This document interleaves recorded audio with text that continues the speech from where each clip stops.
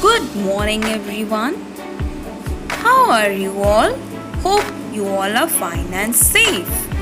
Here I am your teacher, Satvi, from Kerala Public School, Kamharia. So, today we will do rhymes. You know which rhyme? Yes, birds. So let's start. Okay, first tell me what is this? Yes, this is a bird. And you know, bird is having two wings and one beak. And you know, one tail. With the help of two wings and one tail, they fly.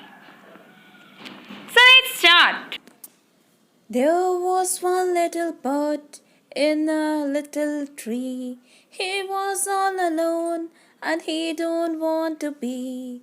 So he flew far away over the sea and brought back a friend to live in a tree.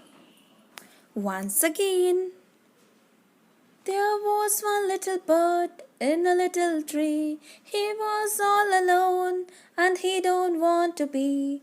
So he flew far away over the sea and brought back a friend to live in the tree.